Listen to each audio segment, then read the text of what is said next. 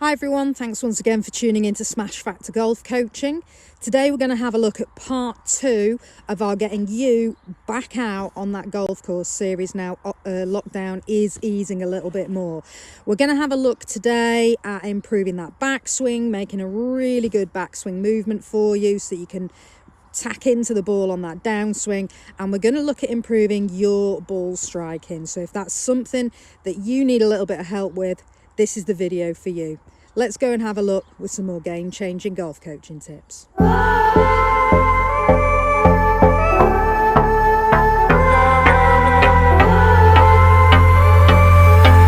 everyone, and thanks once again for tuning in to Smash Factor TV. My name's Natalie Adams. So with today's video tip, we're going to have a look at part 2 of our pre-season MOT swing series. In part 1 we had a look at things to check for to make sure you're in a good start position so that your setup and your address position are really good.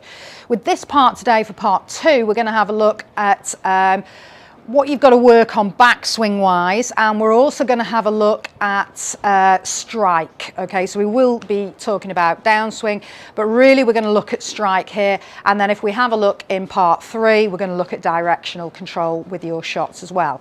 If you do enjoy the channel and you're getting value out of these free lessons, please do hit the subscribe button and click notifications so that you'll get an update every time we send out a new video that's aimed really for you and to get you enjoying your game a lot more.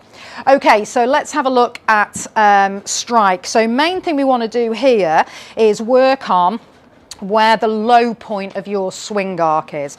So just in general terms, if you think of that club head, when it moves to the right, if you're a right-handed golfer, it's making a semicircular action around your body, and then it comes back down, a semicircular action, and then swings through, again, another semicircular action. So we've got a low point to that action, and if we're looking at strike, it's really important that we're getting that low point in the right place. Now, if you've not played for a while, you might find that you're tending to hit the ground before the ball, or you're topping the ball a lot rather than getting a good connection. So let's go through why that might be happening.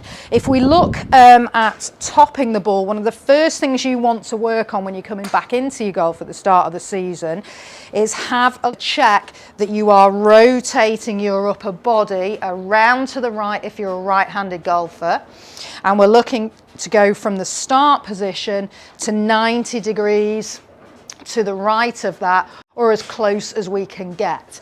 If you're not rotating your body around and you're tending to just lift your arms up instead to get the club behind you and feeling like that's in position, so this would give you more of a chopping action, and you'll swing down too steeply, and it's going to make it very difficult to connect well with that golf ball. So we want to work on here is to make sure that when you swing back, you are rotating around to the right with that upper body, keeping the balance with the feet, and if we can as well, just maintaining a nice straight left arm. Again, if we start to bend the left elbow, it's going to make it more difficult to swing down because we're coming in from this bent left elbow, rather than if we've got that arm straight, we can just rotate the body round. We should be able to control that low point. Okay, so work on those ideas with technique to actually get you improving your strike. Here's a great little tip. You can do this either if you've got a towel, which most of us have on our bag. If you've got a spare glove in your bag, would be good as well. An alignment pole, doesn't have to be a shorter version, could just be a full length version. Or if you haven't got any of those, use a T-peg. So depending on what you prefer, you can either position the glove, the towel, or the alignment pole about 4 or 5 inches just before you get to that golf ball. And then what we're going to be doing here is looking for you to strike the ground, but on the left side of that alignment pole. So if you're connecting with the ground and you're connecting with the ground too early, you're going to hit that alignment pole, or you would hit the towel or hit the glove, and it will give you some feedback that the low point is in the wrong place. If you don't connect with the ground at all, then we want to work on getting that little bit of connection. So if you swing over the towel, the alignment pole and the glove, and then hit the top of the golf ball and you haven't connected with the ground at all, my first port of call for you would be to get you so that that club head, as it's coming down, is connecting with the ground and it's just bumping the ground as it goes through. So make some practice swings just away from the ball. Give yourself, to start with, you could give yourself that this pole is opposite your right foot.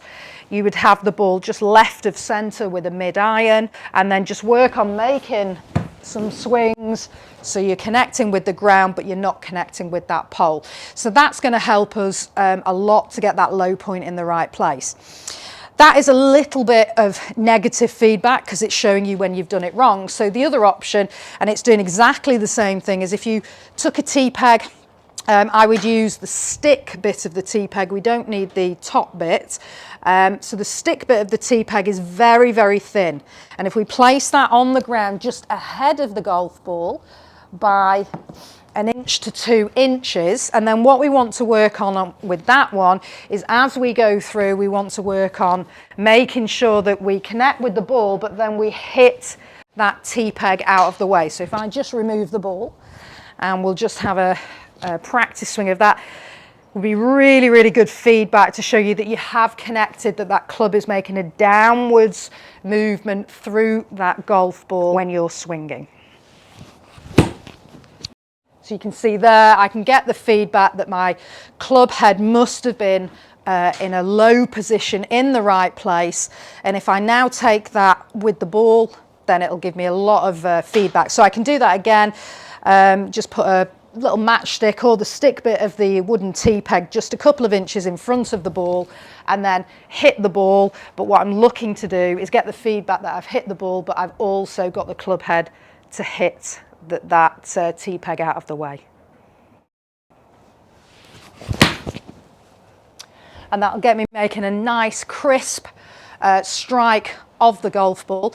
You could work with the two together. So if you had the pole on the right of the golf ball and the T-peg on the left, we want to come in, not connecting with the pole or the glove or the towel, taking the golf ball and then making sure that we take the T-peg as well.